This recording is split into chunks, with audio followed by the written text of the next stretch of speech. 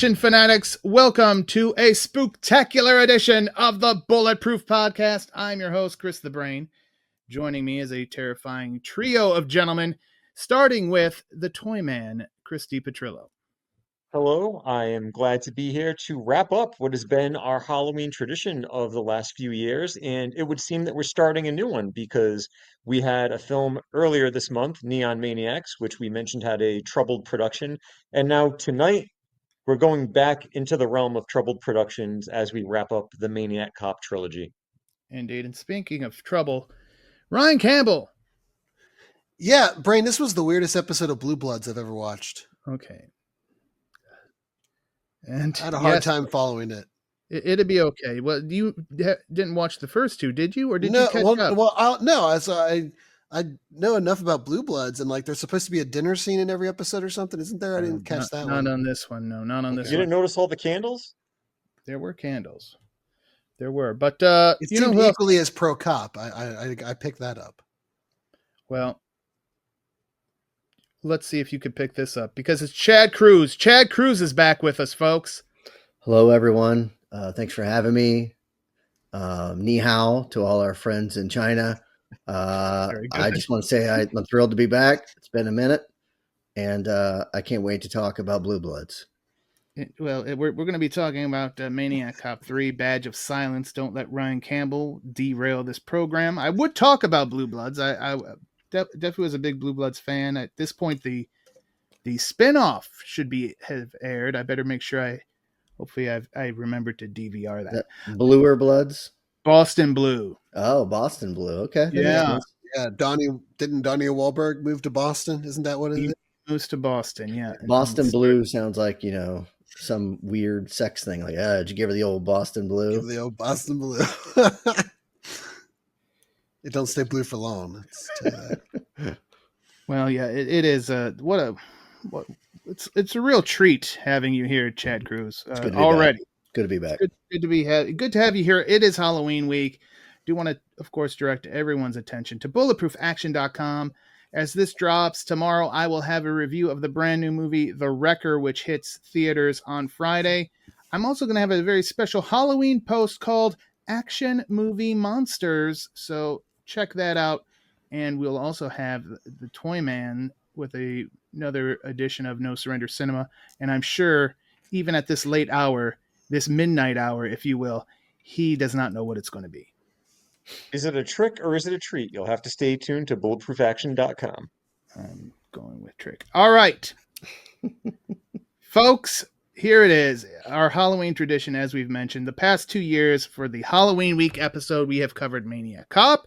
Then we covered Maniac Cop 2. So it only stands to reason that this year we would talk about Maniac Cop 3, The Badge of Silence, which I was surprised to find out premiered on HBO on December 10th, 1992, which we also had a premiered on HBO movie we talked about earlier this year when we covered The Substitute 2. So things just keep coming back here on the podcast.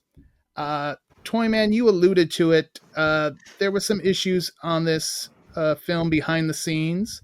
The director, in fact, William Lustig, only directed 51 minutes of it, and then he said, I'm done. Yeah, he walked away, and the producer who had taken over thought a little bit too highly of themselves and decided to just jump on board, and the entire tone and setup of the movie changed because, if I'm not mistaken, it was William Lustig that wanted to do something set in Harlem with the Maniac Cop basically going into like the inner city. So maybe we would have gotten a type of like Judgment Night scenario where, he's walking the streets that aren't safe at night type of deal. But instead, we got a movie that was half Maniac Cop, half an episode of Law and Order. Well, yeah. And, you could kind of also tell, like, they were like, what can we do? So let's pad the runtime. Yeah. But this benefited Ryan Campbell, who has never seen the previous two, because we get a nice little recap. And we find out that I don't think it helped much, honestly. I think didn't part 2 start off with like the last 5 minutes of part 1? I believe so. It did. Yeah. Is he the saddest thing about you? The saddest thing about you experiencing the previous movies through the flashbacks, Ryan, is you don't get the context of just how amazing that scene from part 2 in the police precinct really is. Yeah, it's good. Well, I guess what kind of threw me, and I don't think I nailed it down till like the end of the movie, is he supposed to be like a anti-hero RoboCop type, or is he like a Jason Voorhees monster type? Yes. In the other two. Yes. Okay. Yes, on both counts. He's, I couldn't figure out if I'm supposed to be rooting for him or not, and I'm like he's killing like people that have it coming, but then he's also just killing like random innocent people. I'm like, I don't know if I'm supposed to root for him or not. I don't know. It's kind of the behavior of a maniac, wouldn't you say? I would, yeah. It's aptly put. Oh, that's call me good. crazy, but I feel like your movie should probably have a protagonist, though. That Robert would be Davi, the great Robert Davi. Even that, I don't feel like that happens till like middle of Act 2. He becomes the protagonist. We'll get into it though. Let's start. Let's talk about Brain. Go ahead and continue, sir. Thank you, Chad Cruz, for the permission. So as you mentioned, Chad, part 2 starts with the end of part 1, and we kind of get that here too, because the part 2, if I'm not mistaken, ended with the funeral. We thought Matt Cordell was dead and buried. And we see some of that funeral footage along with other highlights. But now we're going to introduce this new character. I really thought he was going to bust out at the funeral. I was kind of thinking that would have been hilarious. Like see everybody start screaming when this zombified cop just busts out of his coffin. Mm-hmm. Now let me ask you this real quick, Brain. Is at the end of Maniac Cop 2, there is just an unbelievable fire stunt. Yeah. And this movie has a great one too, but the one at the end of part 2 is just so incredible. It's one of the best like fire stunts I've ever seen. Yeah, we'll see a bit of it here. Yeah, we will. Yeah. Later. So if you let's talk like if this were real in real life, if someone had been burned that badly, wouldn't you just keep burning them? Why would you bury them? They're like 80%. That's true. Ash. Right. Yeah. Just put them in like cremate. Mm-hmm. Yeah. Go smoke a cig, come back, and it's done. It's like being like a few miles from the gas funeral, so the taxpayers are paying for it. Maybe. But yeah, we get the introduction of a voodoo priest. Of course. Yeah, they retconned the end of part 2 because we're watching the end of part 2 with this new footage now. So they basically retconned exactly how this all happened. Mm-hmm. Yeah, we didn't know this was happening when we first watched part 2, but this was apparently happening. I actually like when movies do that. That's great. Julius Harris of Live and Let Die fame. And we find out he's the one responsible for Matt Cordell's resurrection. And we then see the classic shot that we saw with his hand breaking through the casket and grabbing his badge. And now we're just into the opening credits. So yeah, they padded quite a bit here. And then we see Maniac Cop doing his thing. He's walking the streets, twirling his nightstick. And now it's time. His nightstick that's really a sword. Fantastic. Right. Yeah. Right. He's got a very unique nightstick. We go to the shooting range. We catch up with Sean McKinney, played by the one and only Robert Davi. And Robert Davi is one of those guys that is in a lot of stuff, but never really got his chance to be like a leading man, I feel like. Take a look at him. He's ugly, yeah. I mean, but not more than like he could easily play though. Like I don't know. I feel like you would think even in this realm, or even like the straight to video VHS realm, like he would have got some shot. But I think heroes normally get poon, and he doesn't look like a guy who gets a ton of poon. Although he probably does. Yeah, I think Robert Davi's great. I think he's unbelievable in this movie, given what he's got to work with. Yeah. And I think he makes some like Lifetime like softcore movie. I remember once that, or maybe it was USA or something, and he got poon in that one for sure. See, let's look that up for me. What was it? I don't know. No, Ryan Campbell's the one who goes on IMDb. Robert Davi these days is actually looking more like Matt Cordell than Robert Sidar did with all the makeup. But he's also he's become quite the lounge singer. He's gone the route of like Sinatra and Tony Bennett.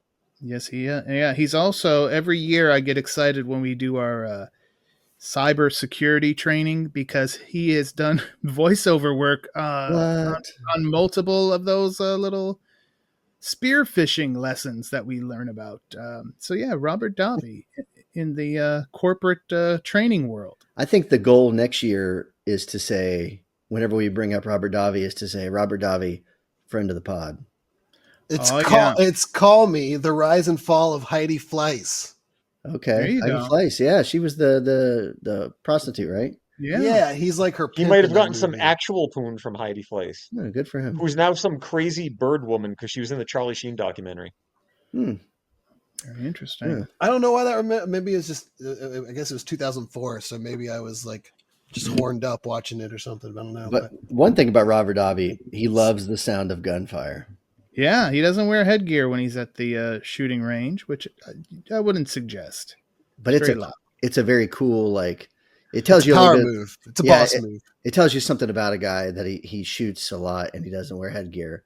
Yeah. You know, he's a fucking badass. It's like the guy at the racetrack who is in the pits and doesn't wear like headgear too. Like, yeah, it's just it like says like this ain't new shit to me. I've been here before. Right. Kind of thing. Right. Or it also says, say that again. Yeah, or he's really deaf. Yeah. We also meet Katie Sullivan, who is somewhat like a protege of McKinney. Is she in the previous two? I was just kind of curious. No, she is not. Okay. As I was watching it, I didn't know if I was supposed to know who she was. No, she's a brand new character. And it's her birthday. And Sean's like, why are you here? You should be out celebrating. But if I've learned anything from these movies, Brain, that's not good if the movie's taking place on your birthday and you're not like the main character.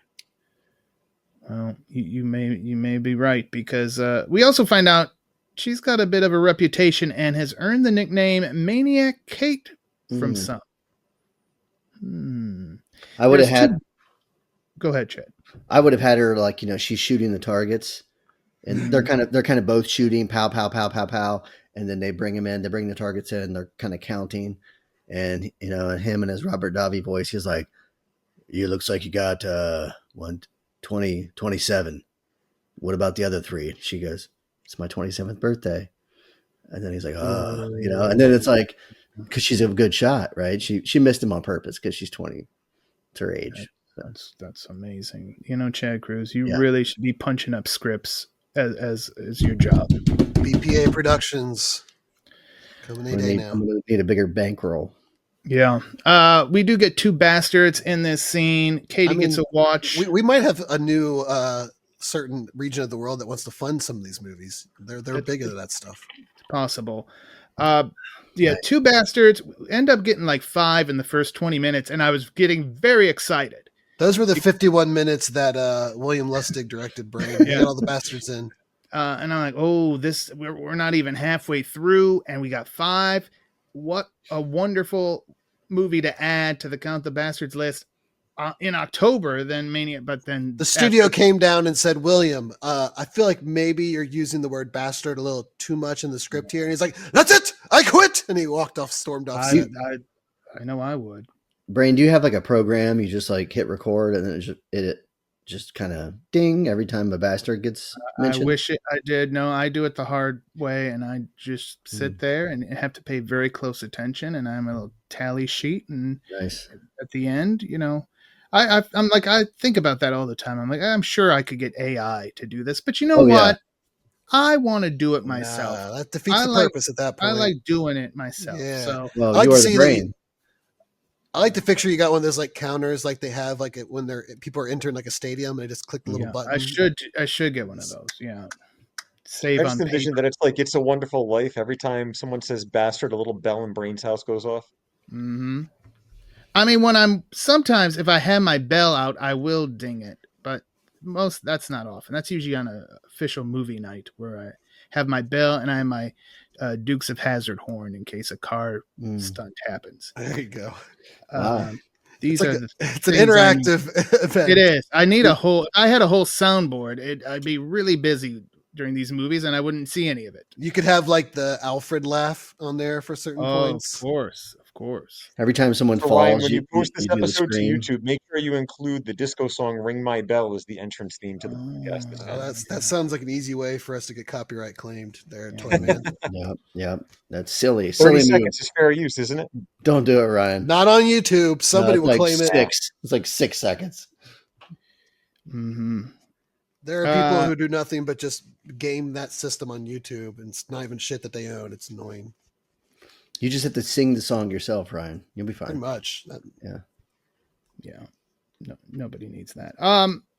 So yeah, we get more of the Maniac Cop just patrolling in the darkness. McKinney is called to a gruesome scene. We have a decapitated corpse with a chicken stuffed down his neck. And a smiley face on the street. And and we also see a symbol in the dirt, or McKinney does. He's like, well, that's very, very interesting. We get something like these freelancer newshound type guys with their camera trying to catch footage. A little bit of Nightcrawler vibes. This is like the old school like TMZ, you know? Right. And I think they did a feature on these types of gentlemen on one of the episodes of World's Wildest Police videos. Oh, really? I think there was a Blue Bloods episode where they talk about this kind of stuff. There might be. I don't remember, but they do like to do things that are ripped from the headlines. They show up like first on the scene. The cops are like, "Oh, it's those guys! Get them out of here!" I just remember the movie Paparazzi with Cole Hauser, where he went up against the paparazzi guys that caused the accident to put his son in the hospital. Interestingly enough, Toyman has a neighbor named Paparazzi, but that's another story for another time. We actually had an Italian restaurant here in Rhode Island that was called Paparazzi's, but it has since been sold. That's clever. That's clever. I told you. McKinney is like he gets rid of him. He's like, "Oh, didn't you hear? There's a jumper on down the road. Okay, we got to go there." That was smart. I like that. It's good. He doesn't need these people there because he's like, "There's something up, and I don't need these bastards." I don't need them seeing this decapitated corpse with a chicken stuffed down his neck. That's going to raise way too many questions.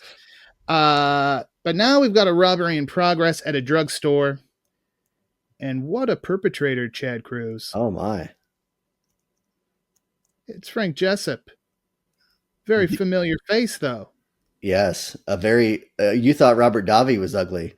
Look at Jackie Earle Haley, man. Holy shit. This guy's never been handsome, and he never will be. But he plays such a good like scumbag, coked out scumbag. And when you see him on screen, you're like, God, I hope he's not only in this for one scene, because I don't know if I've ever seen this movie, to be honest.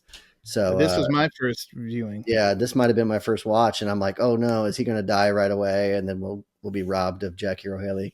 But spoiler alert. He ain't gonna die. That's right. He does get shot, but we'll get there. We go back. McKinney, we find out he took an interest in the occult after the whole Cordell situation, so he kind of recognized that symbol. We then go back to the drugstore where the backup has arrived, and another cop is shot as he's trying to get into the drugstore. Maniac Kate shows up, though, as well, and so do those damn news hounds. And she has to push past them because now Frank has wisely gone behind the bulletproof glass at the pharmacy. Not just that, he's having a ball. Oh, he's I think I would have thought he would have been dead within seconds. The amount of pills that he's just knocking back. He's having a smorgasbord of pills. I don't think you can just pop everything. Yeah, I don't even think people that are like real druggies would be like, yeah, man, you don't just pop the top off and down the whole bottle. That's not how it works. It's like when you order the appetizer sampler. He's got his chicken wings, he's got his mozzarella sticks, he's got his crab rangoons, he's got everything right there. All I'm thinking is that someone who just spent $500 this week on cat medication is how pissed I'd be if somebody just popped that top off and dumped that whole bottle out. Yeah, that'd be I'd bad. be Maniac Ryan. Whoa. Well, before you lose your head, Ryan, let's go back to the decapitated corpse scene where McKinney now spots our voodoo priest and is like, Hey, guy chanting around a fire. Did you happen to see anything? And, yeah, I saw the same thing you did. I'm going to guess this, you know, something about this chicken that's sticking out of this dude. Mm-hmm. It's the symbol of anti-justice. Oh. So what, if you had to place a word on what what's a synonym for anti-justice? Is it crime? I would say so. Okay. I don't think it's crime though, because injustice. Injustice is probably it. But injustice, that's a very simple way of putting it, I guess. But justice comes after the crime. So what would be, let's say you committed a crime and you get justice for committing that crime. So if you commit the crime, then it'd be the opposite of getting justice. So I do think injustice is probably there. What's the opposite of crime? Law. Ooh. Order? Yeah, probably would be order. Special Victims Unit? I don't know. So the symbol of anti-justice is just like... Here's another fun fact. Toyman has an anti-justice. Do not have an anti-justice. You were close with the paparazzi, but I do not have an anti-justice. She lives on the corner. Years ago, her husband was a cop, and that's why she got the name Anti-Justice. Years ago, I was going to get a tattoo, and it was going to be in Kryptonian language, and it was going to say justice in Kryptonian. Nice, but I thought that in the end that was a dumb idea. Yeah, I didn't do it. And you're cheap. That probably came with too. I'm like, how much? Right. Okay. How about just the J then? No. How about you just like look the other way, give me the pen. I'll try to do it myself. Does that sound all right? Oh yeah. Let's go back to Kate, who now has figured a new way to get in. She comes in through the ceiling. She got creative. You know, he ain't gonna disappear into the sewers from in there, brain. So no. Instead of just waiting him out, she got creative. I'll give her that. She jumps in. There's a hostage here. Okay, we can't just wait him out. The pharmacist is a hostage. He's just as likely to offer as you come barging through the glass as he would be waiting him out. So Kate manages to get a shot off and not hit the pharmacist until she realizes the pharmacist was in cahoots with this man. That bitch. And then the pharmacist ends up dead. Katie ends up critically wounded. And boy, this thing is about to take a turn because Cordell is now going into this abandoned church. Yeah, but who saw this whole chaotic situation happen? The news hounds. Those news hound bastards. Right. And they're, of course, going to make it the best sell. It's a better sell if this cop just shot an innocent woman. That's right. The networks are going to pick up that, like, they're going to be rabid for it. They love anti-justice. Oh, yeah. This is where I started picking up on the thread that I think this movie was bankrolled by the police unions because they're like the only redeeming person in this entire, like everybody's crooked. The media's crooked. The hospitals are crooked. The city hall is crooked. And it's like everyone just hates crooked. The city hall hates those cops. Well, Cordell's going to church. Or so it seems. McKinney is now at the hospital because that's where Kate is, and his mom or her mom is there, and she's like, "You always have taken care of Katie. You know, do whatever you have to do to make sure she's okay, and if she has to go, she has to go." So that mom is very matter of fact. That was respect, dude. I give her a lot of respect for that because she knows her daughter. She knows how she is. She knows the line of work that she's in, and she was going to respect her wishes. You know, Katie, she probably doesn't want to live like a vegetable. No. And mom is there for her. Mommy's she's anti-justice. She's it. Oh. All right. So Cordell meets up with Hungan in the church, and they hear the news report about Maniac Kate. Now we find out that Frank, that drug-riddled bastard, he survived Chad Cruz, so he's not done. We're going to get more of your boy Frank. It must have been all those pills. I don't know. Like, if he didn't die from the bullet wound, an overdose probably would have been top of my list. He was probably sucking down like clotting pills or something. Not blood thinners, It was it's the cotton that they put inside the pill bottles. Yeah. That's all he was getting. Maybe, I don't know. That fool. So now McKinney goes to look for the doctor who operated on Kate, Dr. Peter Meyerson, who is possibly the biggest heel in the entire movie. Yeah, he'll definitely die at some point. In a movie full of heels. Yes. Very different from what he was playing at the time on Melrose Place. I knew that was coming. Jesus fucking Christ with the soap opera references every goddamn week. I'm so fucking sick. Does Geekscape have a soap opera podcast? If they don't, what the fuck is Toyman doing on this show? He could be starting his own soap opera palooza. As the pod turns, that could be what it's called. Yeah. Ooh, that's a good. No, we can do suds and duds. I'll talk about the suds, and it'll all fly over your heads, and those will be the duds. Yeah. I apologize, everyone, but Toyman's killing me with these soap operas. But I knew it was coming. That's why I didn't even put it on the thing, because I'm like, he's going to say it. You put Doug Savant in parentheses, as if I wasn't going to mention who Doug Savant was. Yeah, you're an idiot, Savant. All right, listen. Katie is alive, but brain dead. And Doctor, I'm sorry. He didn't go to medical school for me to be calling him Mr. Dr. Meyerson. He has no bedside manner whatsoever. No. He's like, yeah, she's brain dead. Okay. I was almost waiting him to be like, that's a shame because she was cute too. You know what I mean? Like that would have made him even more. Right. I might bang her after. Oh, wait a minute. She's a vegetable, but she's not all dried up yet. Oh, wow. Whoa. What? What do you mean? Whoa. Right. Chad Cruz wasting no time in getting back into gimmick. My name's Buck, and I'm here to fuck. Okay.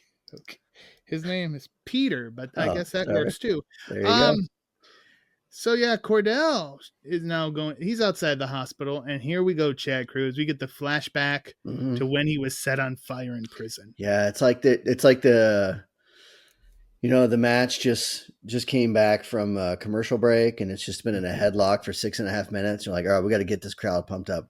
Yeah. Go back to that scene in the last movie that was badass, where a dude set on fire for 14 minutes straight. Beautiful. Fighting the great Leo Rossi. Yeah. And Toyman has a neighbor across the street named Leo Rossi as well, just to by the by. Outside the hospital, though, this guy is just like talking shit at the cops, and Cordell just like tosses him. Yeah, fuck him. Then Ryan Campbell. Yeah, I had to double check.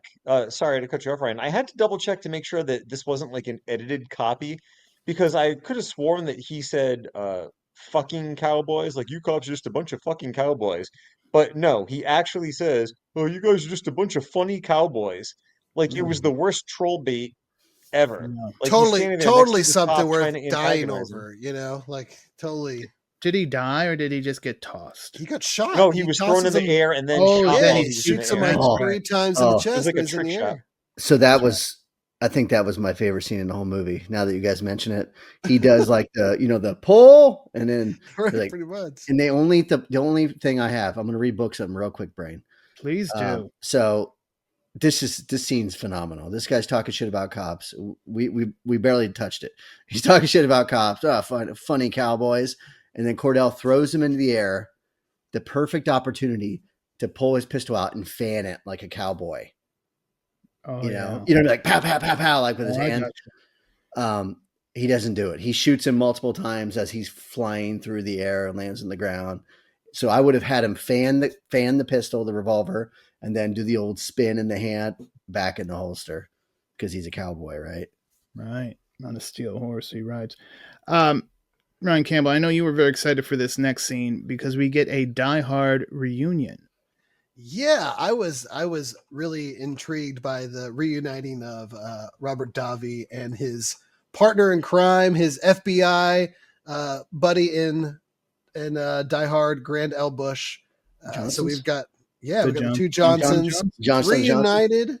And I guess not reunited. This would have been is this after or was this before? This was 94. This is after 92. 92. So yeah, this is after Die Hard. So yeah. Hence why I put Die Hard Reunion. You never know with stuff like that. Like I'm watching things later. Time is a cyclical thing. But yes, great reunion, Brain. I'm bringing the A game today. Please, someone help. All right, McKinney visits Frank in the hospital, and this is where we meet Chad Cruz. This might be your favorite character, Dr. Susan Fowler. Yeah, she's good. She's brilliant. She seems like she's a very knowledgeable doctor. Yeah. She has compassion for her patients. She's advocating for them throughout the film. Even a scumbag like Frank. Even a scumbag like Frank, who deserves the absolute worst that people can give. He deserves, a boot in his fucking throat. But he does he though? Yes. Yeah. He didn't shoot Kate. The pharmacist did. He killed like 2 other cops. Oh yeah, that's right. They didn't have names. Yeah, he killed 2 other cops. So he deserved to die. But yeah, she's great. She's very cute as well. And I think that her and Robert Davi have a nice chemistry going once they meet up. Yeah. Well, and at first she's obviously hesitant to let McKinney question Frank. He's a bit rough around the edges, He is, but she's all right. I'll give you a minute. And McKinney uses that to cut off Frank's oxygen. Just send a message. And then Fowler's like, "What are you doing in here?" And all right, you're not allowed back in here. Are you even on this case? And she's obviously on his case. But then McKinney goes to visit Katie, and he's holding her hand.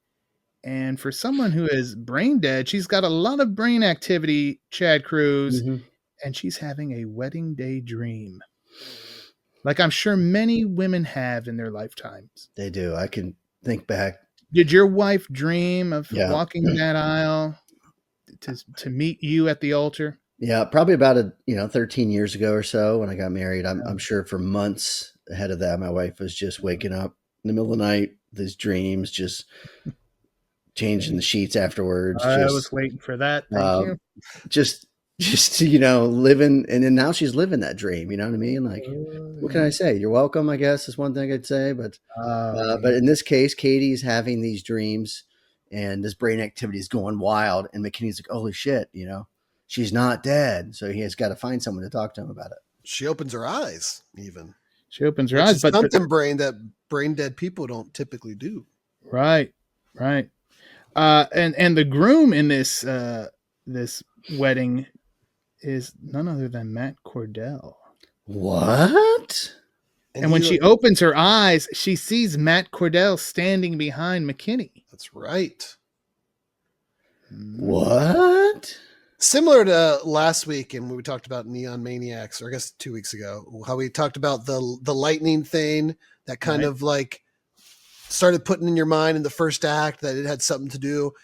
This kind of made it seem like, maybe Matt has the ability to pull her out of this coma some way or another. But this is the last time you'll ever see her open her eyes. Yeah. Oh, maybe not. I lied. We'll get to it. Oh. So yeah, McKinney does find Dr. Fowler, figuring that Dr. Meyerson probably isn't going to care what he has to say. But maybe he will care what Fowler has to say. So she's like, I'll let him know. So she does find him, and she's like, you probably want to maybe do another brain scan. But he just, he's like, no, that happens sometimes. It's not, we're not wasting money on that. Yeah. And then of course he turns it right into a dinner date invite. Yeah. I do like how they did it where like he's in surgery, because they kind of pitch him as someone who, when I was married, watched a lot of Grey's Anatomy. There are these like doctors that are just like superstar surgeons. Like they just want to do these big surgeries and they don't give a shit about any of the other stuff. So I think there is something to like, hey, she's a waste of my time just being a vegetable, I want to be in this surgery room doing it. So him coming out of a surgery and washing up and everything. That was a nice little bit of storytelling there. I mean, props to the movie. This is pretty accurate. Surgeons, they don't really deal with like people. Yeah, they're not dealing with patients. The patients they deal with are all knocked out. You know what I mean? Right. So, he probably wouldn't even be the one even in charge of her unless there was some, like a procedure that was about to be done. There would be like a resident or someone else that would be taking care of her like day-to-day stuff. But movie. I love that he's just like walking around covered in blood. I think that's hilarious. Yeah, just like nonchalant because that's that's his life. Yeah. Well, he doesn't get a dinner date. So he doesn't go out to eat, but he might be eating out. Guess what we could say is he's playing doctor in the doctor's lounge. Oh yeah. And there's a pounding, but it's on the door. Mm-hmm. And she doesn't seem very concerned. He does, but she's just like, huh. She just thinks he's not rocking her world. I think she's in the throes of, like ecstasy. I think she's getting her candy striped. I thought that was a good one. That was good. I like that. Yeah. Let us know in the comments if you. Although, I feel like Candy Stripe has was she in her period or something? Oh, jeez. He'd be getting like the red stripe. Dr. Meyerson comes up looking like a barber pole.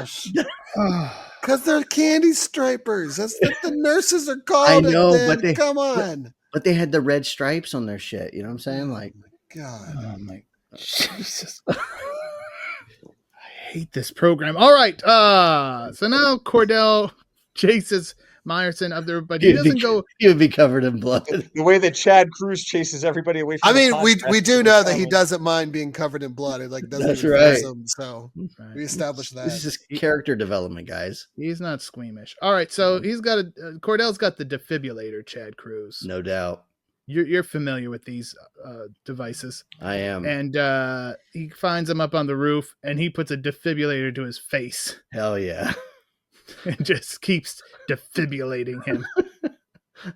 Death by defibrillation. Where, he was trying to get away, and he grabbed the railing, and Cordell used them on the metal, so the metal, shocked him and sent him falling backwards. Yeah. Cordell's he's an industrious corpse. He's good. He's got his gimmick weapon, but he likes to get creative.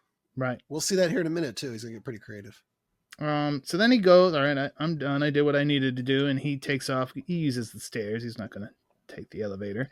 Do you think that he did this because Meyerson was an asshole towards Kate? Yes. Okay. Yeah. I don't know how he knew that necessarily, but he seems to know all the scum people in this movie that need to get it. Yeah. Yeah. Maybe. Yeah. What was that movie we watched where the person had the? Oh, freaking no. Maniac Cop 2? No. Maniac Cop? No. Well, I'm fresh out of ideas. Blue Bloods? Oh, it was Toxic Avenger. Something in him told him who the bad people were. Naturally just drawn to evil and destroy it. Yes. I knew we just did that. All right. We do a lot of these things. So yeah, Fowler sees this hulking policeman, catches a glimpse of him, like, well, that's odd. So she goes and follows him, but she just ends up down in the basement where she finds the janitor, a very familiar face. Yeah. Getting paid to be in 1-2 second scene. Jeffrey Anderson Gunter. He didn't even have to get his ass kicked by anybody. Right. He didn't get, Mark Dacascos didn't have to come in and straighten him out. Mark Dacascos, well, as we're recording this, it's his birthday today. I think he's like 62, isn't he? Mark Dacascos' birthday is in February. I thought I saw it on Facebook. Wait, what month is it? Was it a post from February? I can't imagine that would showed up.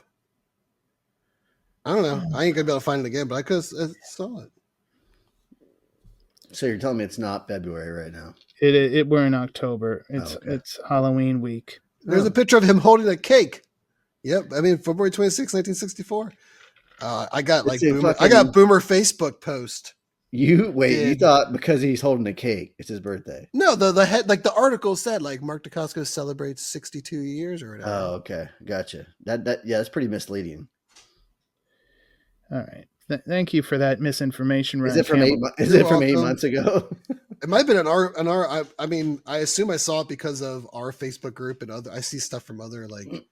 I don't know if it was in our group or not, but it could have been just approved by a Mark Dacascos group some of these things just sit there and linger for a long time. So who knows?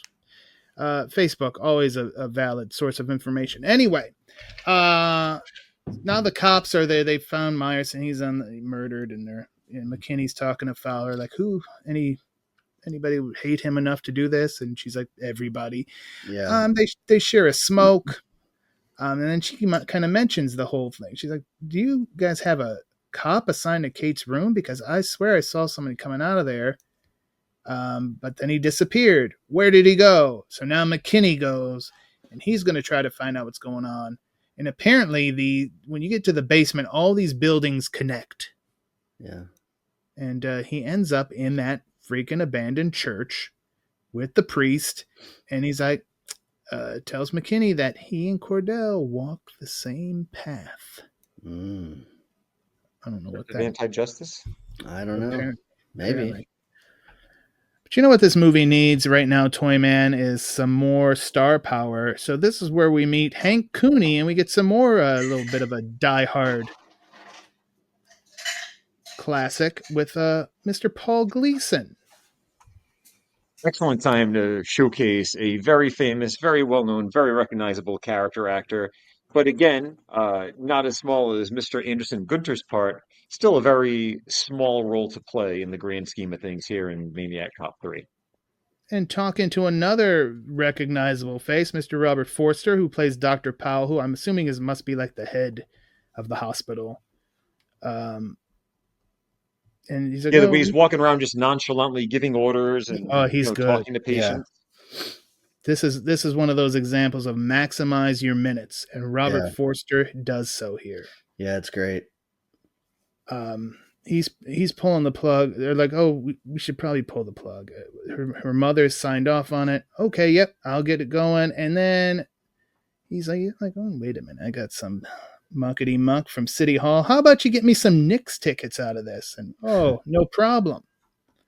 So there we go. Now, though, we see Powell. He's walking the hall. He hears a ruckus, although it probably would have been better if Paul Gleason heard the ruckus.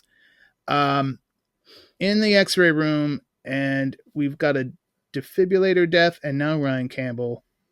We find out you could be x-rayed to death. Yeah, this is probably, I think, my favorite kill from it. It just seems so, cruel, but to someone who kind of we feel like is a very cruel back end deal kind of person. So, but yeah, he straps down old Dr. Powell, who walks into the room and thinks he's, I'm not running whatever he says there, because he thinks it's just some of his, so I guess some of his nurses and doctors just like to just screw behind the scenes. So he's, something like that.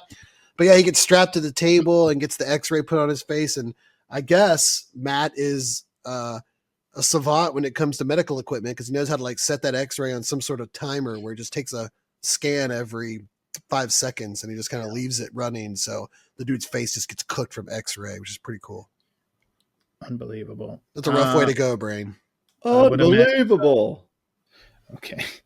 Cordell then goes to Kate's room and rips up the consent form. So take that. This is pre-digital bullshit. Mm-hmm. The news hounds are now covering a drive-by shooting of a kid. They find some kid and start interviewing him. It's like, oh yeah, that was my sister, and just these people are horrible. They even make you think for a moment that camera guy is going to show even an ounce of humanity. Yeah, for a second, and then he's like, oh, this is good. This is great stuff. And rightfully so, these two bastards end up dead, courtesy of Cordell. Yeah. And you know what else during this? I guess he teleported there from the hospital. It could have been right around the corner. Voodoo. He probably took the tunnel. Through the tunnels. That's true. How you do the voodoo out of a manhole like a Ninja Turtle. Mm-hmm. But he also manages on a skateboard. he manages to find the unedited footage of the drugstore incident, and that manages to get into the hands of our man McKinney. To be fair, they did imply earlier in a conversation between those two that they had it. Because he says, what do you think would happen if we showed them the unedited footage? Oh, yeah. So it's a nice little bit of establishing that they have it. Right. And then obviously he kills them in their van. So he's got, Yeah, he got the uncut. So then Cordell goes back to the hospital, goes to Frank's room. You think, oh, he's going to kill this motherfucker, right? He's going to kill him. No, he uncuffs him and leaves him a gun. Yeah. And now here's a question. I don't know if you would know this or anyone, but maybe you would know, Chad Cruz. If you have a criminal who needs to be hospitalized, yes, do you put him in a room with like other criminals that need to be hospitalized, or? Generally, no. And I would say this: if there's someone who is in police custody in a hospital, right? I'm using air quotes here. Yeah. So he was handcuffed to the bed there. He would have had an officer assigned to him. Yeah, there'd be whether in the room or outside the room. Yeah, right. There'd be someone there. This is real life. This is a movie. Whatever, I get it. But to that point, though, they do establish that this wing of the hospital has like a guard at the check-in point. So the thought process within the movie universe is like, hey, that guy just guards the one way in and out, so we don't need to station a guard. Which we saw did not work in The Substitute 2. No. But what I would say, though, to that, Brain, is a lot of those guys like aren't on life support. They seem just, the other guys in the room. My guess is they probably would have been transported to an actual prison with a hospital as opposed to the hospital. You didn't need to be like, right. Like I get if you're on life support and you can't, it's risky to move you. Yeah, you stay at the hospital. But once you're like, they took a bullet out of your ass, right? And you're just like, I'm just enjoying my ice cream, whatever. Then ship his ass off to the prison hospital. I agree. We're figuring this all out. So yeah, we get that. So now Hank is there and Frank's lawyer. So they're about to go meet with Frank and get him to sign off so he doesn't sue the city and all that. And Hank decides, hey, I like this lawyer lady. Oh, and she's also just hamming it up as the shady lawyer. And he shoots his shot. It goes in 2 points. Kobe. But then he gets shot by Frank and his roommates. Yes. There's a lot of shot shooting in this film. I mean, we had Meyerson shooting his shot with Fowler, and then he was macking it to the lady in the doctor's lounge. I mean, we have the Maniac Cop shooting his shot with Maniac Kate. Everyone's very horny. The entire cast might have to be nominated for most horny. That's listen, here comes an interesting scene because then Cordell, he's now with that distraction, he goes and gets Kate, rips her off the life support and carries her away. But now McKinney, Chad Cruz, this was an interesting move. Yeah. Like a little Trojan horse type gimmick. Yeah, you could say that. He's posing as a runaway corpse. Stooges style.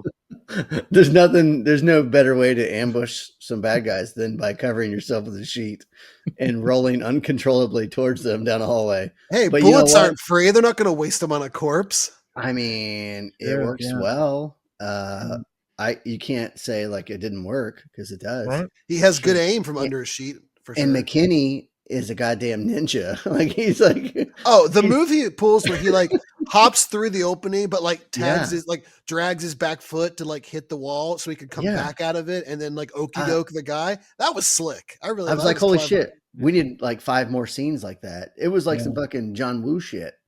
Yeah, it was like watching Hard Boiled. And it looked like Robert Davi did that. I don't know if it was a stunt. Of course he did. I heard Robert Davi does all his own stunts. Look at him. He's an amazing. We need a Robert Davi week, Brain. Okay. Friend of the pod, by the way. Okay. He did definitely share something back in the old days on either Facebook or the Twitter machine. I don't remember. Probably before he got too many gigs doing singing. McKinney does manage to take out Frank's accomplices, but Frank, that slippery bastard, runs away and hides in the ladies' room behind a woman on a toilet. Taking a shit. Yeah. But once she gets out of the way, the shit hits the fan and Frank is taken care of. And conveniently, Brain, you know what they say about when you die, he's in the right spot. I'll just say that. Right, yeah. If he had to eliminate, he was right there.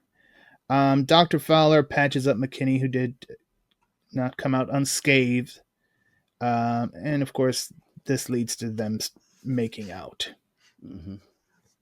Yeah, I mean, it kind of felt like we skipped a bit there. It kind of moved pretty quick. We went from like friction to like maybe an understanding, like a mutual understanding, to just straight up like fuck. I think that the life that both of them lead, it's like it's like super casual. You're on the edge. Well, you're on the edge, man. You're always on the edge. It's dangerous. We ain't got time, man. Yeah. You're dealing with death all the time, and it's just kind of like they know better than anyone that life is too short. Yeah, you cut to the chase a little bit. Like, hey, I respect you. You're good at your job. I respect you. You're good at your job. Let's bone. And I kind of want to bang you. So you kind of cut to the chase, you know. I'll buy it. I like it. Next thing you know, you're swapping fluids.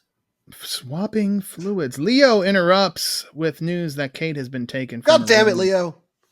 So now McKinney and Fowler both end up back in the basement and back through the catacombs and the tunnels, and they get into that religious statue storage room, which is connected right to the church. And we see Kate is now on the altar, and our voodoo priest is doing voodoo priest shit over her. And McKinney's like, no, don't do it. And I think time is running out, Brian. We got to get moving on this movie. Cordell. Things are moving fast right now. Yeah, Cordell's like, I'm here. He's like, oh, Cordell, listen, man, don't put her through what the shit you've been going through. Why would you want that for anyone? And this is really, Toyman, it feels like we're getting this, like, could have been called Bride of Maniac Cop. Mm-hmm. And, I feel like that'd be the next one. It's appropriate that you say that, because this was intended to have that Bride of Frankenstein feel. You know, it wasn't fully fleshed out with all of the production issues and whatnot, but you're right on the ball. You're right on the mark with that one. That's what we were trying to get. I had to know, I'm surprised that you didn't take note of this one, but did you notice when Cordell is carrying her through the catacombs, his head keeps hitting the light bulbs? Yes. Because he's such a giant and he's knocking them out. Like, you know, that scene, like you're supposed to be getting like that sense of like kind of like dread or danger. Like, he's taking her away. What's he doing? Is he trying to save her? Is he trying to kidnap her? And then I get that you want to build him up to be an imposing figure, but it's almost comedic that you have him doing something as, you know, as juvenile as just breaking the light bulbs with his head.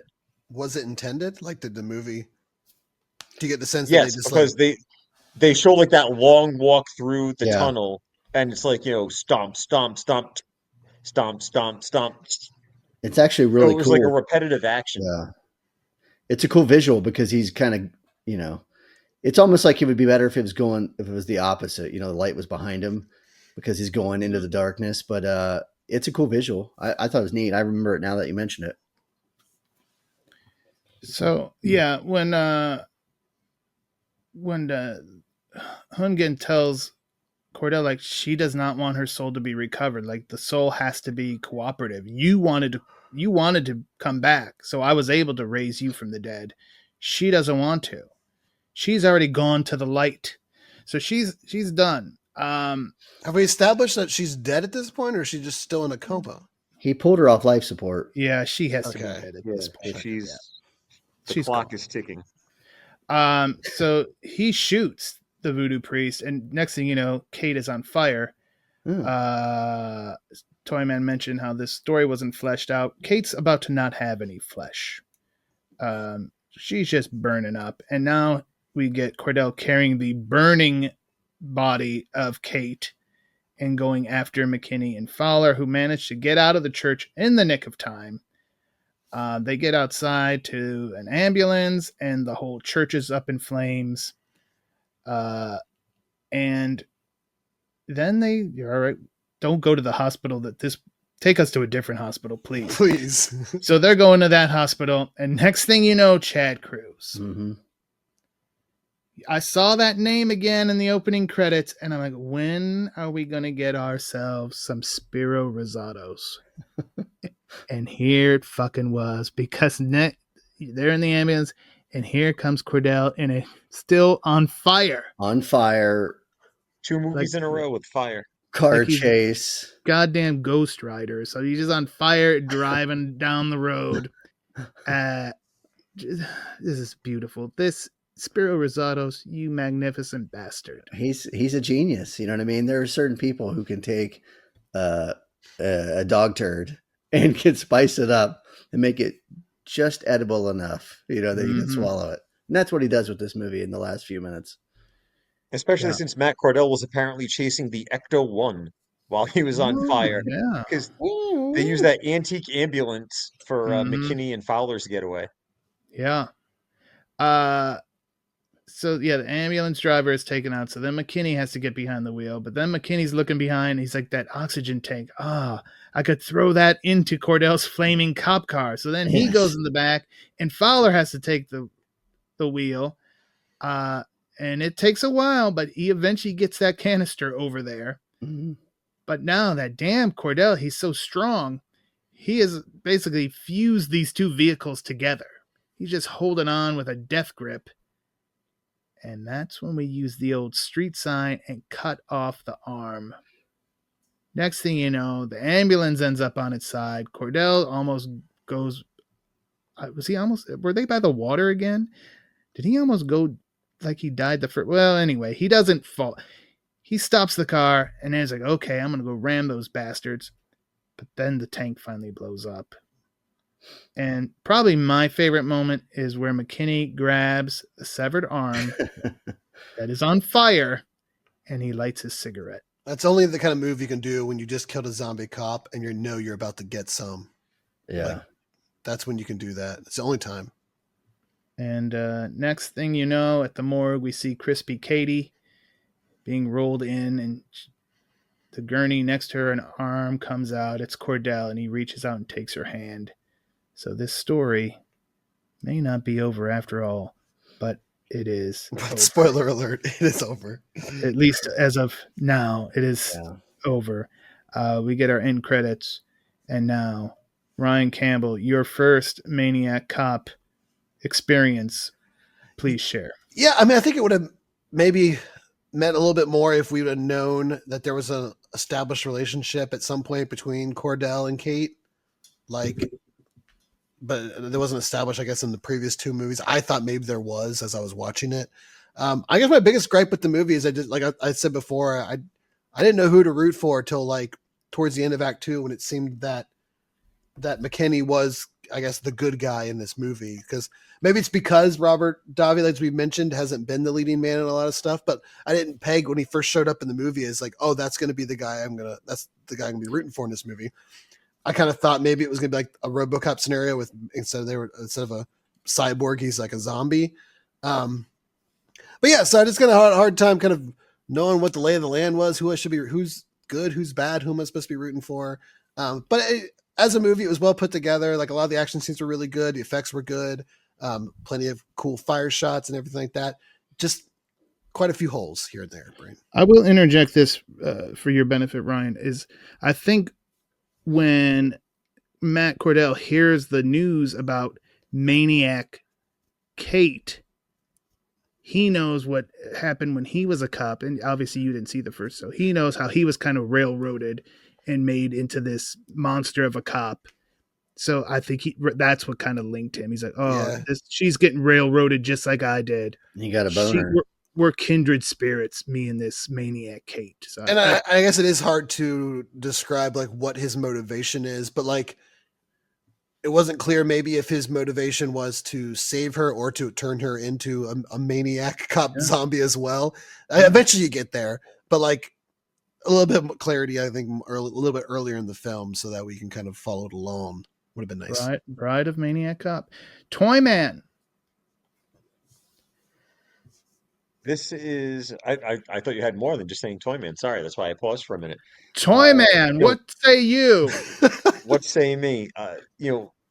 This is the end of a trilogy of films that I adore. I've made it very well known on previous podcasts that Maniac Cop and especially Maniac Cop 2 are some of my favorites from the direct-to-video, video store, cable era, just the golden age of our youth, the films that we grew up on. But, if Maniac Cop 2 was the Godfather 2 of the DTV era, this is very much the Godfather 3. It's, to your point, you're using your favorite word, it's the bastard child of the trilogy. It suffered a lot from the rewrite and not having the original ideas fully fleshed out.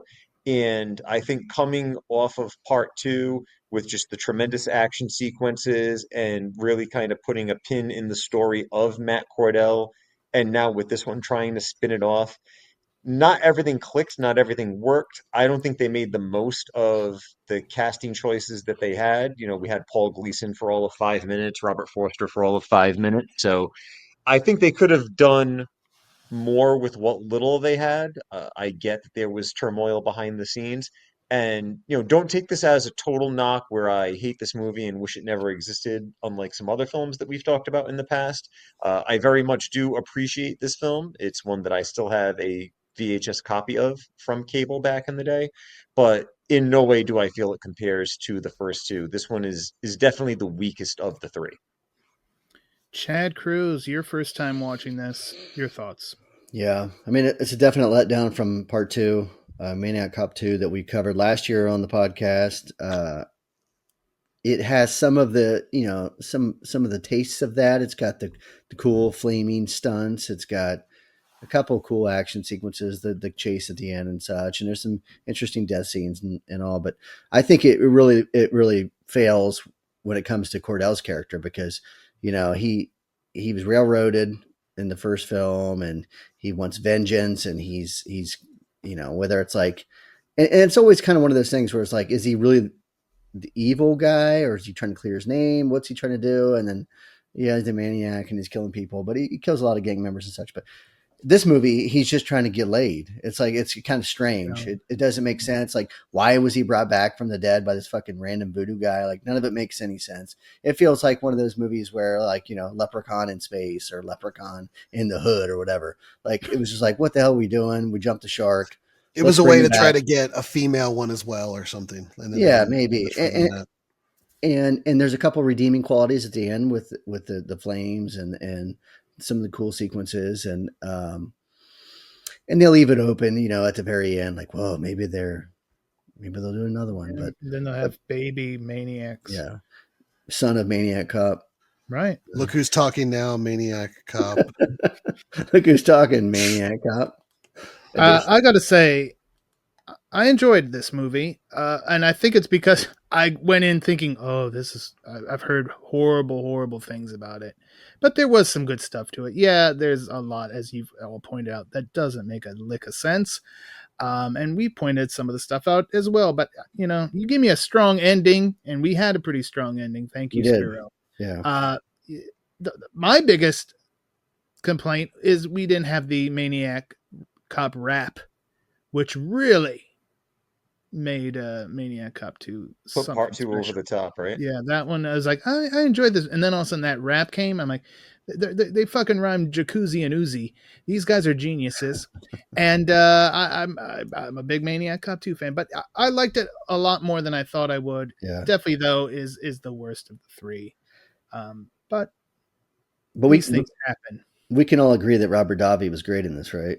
Yeah. Yes. This was a good Robert Davi role. And he plays a great, like, detective, like burnout detective, smokes 6 packs a day. Yeah. Oh, you could believe. Yeah. He looks 100% legitimate as a New York. And then pulled one of the way cooler than a lot of the like parkour police moves we've seen. Yeah. He's good. He's probably sore for a month after that. Hey, it was worth it. Robert Davi, excellent work on this one. All right, guys, that's it. It is Maniac Cop 3, Badge of Silence, here on Halloween week. Any Halloween plans, Chad Cruz? Do your kids have their costumes picked out? No, we don't. I don't think anyone's even thought about it yet. My daughter, I have a 6-year-old daughter. She's got like every princess outfit in existence. Right. So it's possible she'll wear one of those. I don't know. They've been, recently they've been really into Ninja Turtles again. my son went through the Ninja Turtle stage when he was like 4, and then recently rediscovered the series from 10 years ago or whatever it was. And so maybe they'll want to do something like that. But yeah, we'll go trick or treating probably twice, 2 different areas. But yeah, no plans beyond that. I'm sure Cap has his yard all decked out. Oh yeah, I'm going there Saturday. Yeah, go. Shoot, what's his name? If you look up Scariots, exactly how it sounds, spelled that way. On YouTube, you can see videos of his house, which is a maniac person's house. So Cap's got his house, and he builds a new like robotic fucking clown every year by hand. And so he's got like 25 of these clowns in his house, and it's wild. Like it's got, he's got the smoke machine, and he's got the creepy ass music. And I mean, he literally gets thousands of people that come to his house throughout the month of October. So, right. So we're doing every year we go there and we grill out and drink a few brewskis and such. So we're doing that this weekend. So it'll be fun. Very good. Very good. Enjoy yourself. Ryan Campbell, are the Campbell kids celebrating Halloween or? Yeah, they're getting to the age now too where they kind of go off with friends. So I think they're last year was the first time they didn't trick or treat together. And from what I understand is Lau's already got the group of friends he's going with and where Emery's going. So I don't even know if I'll be with them. I'd be one of those things where like they get picked up by a friend's parent and that's it. So they're getting older brains, getting to be kind of weird, and no one prepares you for just like all of a sudden one year, like, oh, you mean we're not all going out walking around anymore? And that's it. You never do it again. No time for you, old man. That's right. I like to walk, but I'll stay on the road most of the time. But I got my gun on my hip just in case. Oh boy, here we go. In case, yeah. You never know. Toyman, what's going on for you in the Halloween world? Plenty of festivities around here. So before this posts, but as we record, we're planning for Zach's last trunk or treat at his school, since this is his last year of elementary school. So that'll be this coming weekend. And then for Halloween, we just get together with friends and folks in the neighborhood. Our neighborhood is pretty well known for a very big, very inclusive Halloween celebration. So lots of houses to hit, lots of friends to mingle with. He'll be going as one of the characters from Squid Game, which became a favorite show of his. So he's got his green tracksuit ready to go. And this is the first year that I will not be getting an associated costume because, to Ryan's point, he's getting a little bit older now. I don't think he's really into doing the whole, hey, we all have to synchronize and do a family costume or, do the whole type of gimmick or setup together. So I'm going to let him be his own man this year. He's getting older, he's growing up. So he'll be Squid Gaming it, and I'll just be tagging along for the ride. Order yourself some paparazzis and enjoy yourself. Listen now. That's Halloween. So everybody have a happy and safe Halloween. Chet Cruz, do you have any safety tips for everyone out there? Just watch where you're walking, right? If you're trick-or-treating in an area with no sidewalks, be very careful. Hopefully people are going slow through the neighborhoods. But, it's nice at night. Have a flashlight, have something like that. So, you can always kind of not blind someone as they're driving, but, put it in the road in front of you and they'll see you walking. But, right. I mean, have fun, right? If it's cooler out, wear layers, do all that stuff. Make sure you're hydrated. Don't give your kids 10,000 pieces of candy. You're going to be sick the next day. Try to take a look at the candy, right? There's so many people put some weird ass shit in candy. So take a look at it before they start devouring it. And the biggest thing, right, is just kind of know where you're going. If you're trick-or-treating in your neighborhood, if you're walking around having a hot dog with your neighbor, that's great.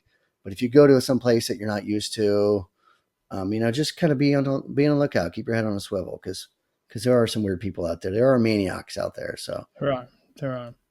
Very good advice, Chad Cruz. And you know what? If you get all dressed up, any of our listeners, let us know. Show us on social media. Maybe you are going as Rambo, Maniac Cop, or maybe a Maniac Cop, or maybe a Neon Maniac. I don't know. Maybe the Toxic Avenger. You could be doing any of these things. Maybe you're going as Mr. Parakowski, a candy striper. That's very popular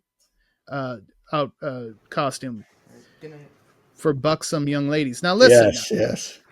You can do that on social media at Bulletproof Pod on. If you have any of those pictures, definitely share those with us. And at Bulletproof Pod on Blue Sky, Instagram, and Facebook. We are at Bulletproof Action. We're also at Bulletproof Action on the YouTube channel, and we will have to make sure all of our Maniac Cop episodes are put up on the YouTube channel this week, so you can. If you missed out on our previous installments, we should have all of them up there. Ryan Campbell, Chad Cruz, Toyman. Next month is a big one in the action world because we got 2 big movies coming out: Predator Badlands and the remake of The Running Man. Oh, I'm so excited for that Running Man. That last trailer got me really hyped, and my daughter was there with me watching, and she was like asking some questions and thought it looked really cool. So might even get some Emery on The Running Man. I don't know, but both look really good. I'm excited for them both, especially looks like Predator even kind of does some stuff based off Alien Earth that we covered. But that Running Man movie looks boss brain. I'm excited. I am as well. And there's a very good chance not only will we cover it on the site, but maybe here as well, as long as more than one of us sees. I would assume definitely Running Man. You're going to see it. I'm going to see it. I'm on the fence right now about Predator, but we'll see. By that time, I might be like, yes, I have to see this. We'll find out. Anything else, Toyman? Anything you want to say before we leave? I think everything's pretty much been covered. You mentioned No Surrender Cinema at the beginning of the pod, so of course, stay tuned for that. Go back and read any previous columns if you would like to, because we appreciate it. We appreciate the clicks. We appreciate the views. And stay tuned for some very special podcasts to round out the year. We're getting down to the end of 2025, so I'm sure that we're going to be putting our heads together for whatever that's worth, all the nonsense that we spill at each other. But I think we can close out the year with some big ones for sure. Speaking of big ones, Chad Cruz. Speaking of a big one, all right, I got you. He meant a big bastard. Shishini, thanks for listening, and goodbye. There's no evidence that they're listening. Zaiqian, I think is how you say goodbye in Mandarin. So thank you, okay. Thank you. Yeah. All right. Yes. Thank you, everyone, for listening. And as always, stay tuned for more of the Bulletproof Podcast.